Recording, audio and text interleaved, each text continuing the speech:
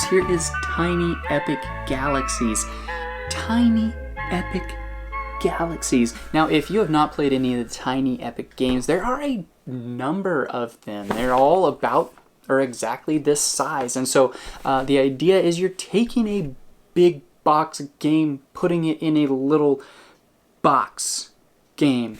And this is actually really, really fun. This is supposed to be the best Tiny Epic game by a lot of opinions.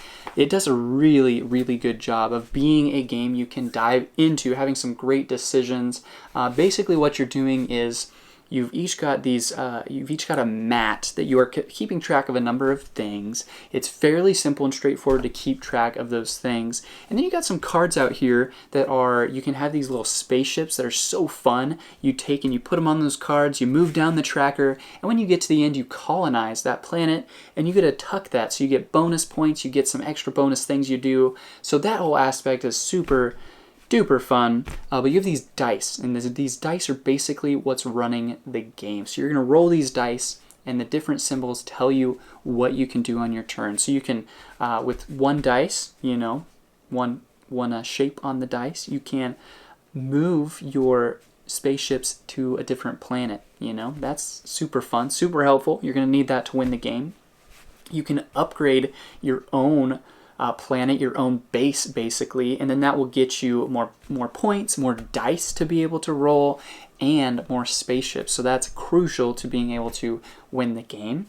All sorts of different stuff. You can move up on actual trackers, and then you can gain some resources. Those are the main things that you're doing in the game. So straightforward, but the decision making of what you do, when you do, the order in which you do things, what planet you go for, just gives you a lot of stuff. There really is a lot in this game. It says on the back here, easy entry, high strategy, low downtime, short playtime, high replayability, and small footprint. And I would say that all of that is really, really true. Really, really true. The one that I would say is the high replayability is true, but once you know what you're doing, it is very similar. You're really doing the same thing. And so it's not going to feel like every game is super different. You're just going to have a different number of cards that come out, these different planets.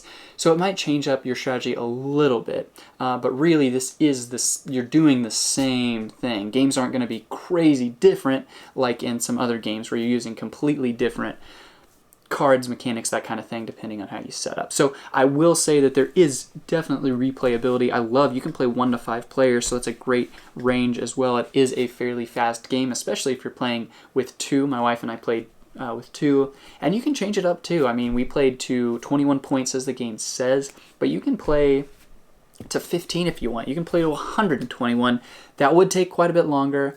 It probably wouldn't be very much fun, but you could. You can change it up the way you want. So I've been very impressed with this game.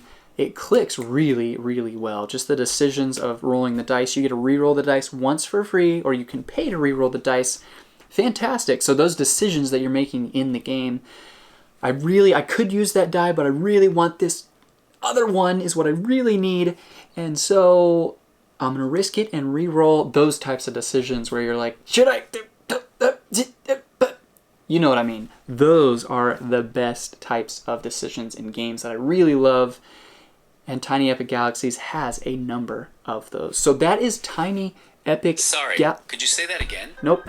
So that is Tiny Epic Galaxies. Hopefully that gives you a nice little touch and a taste of what this game is, what it does, and why it may or may not be right for you. Thanks.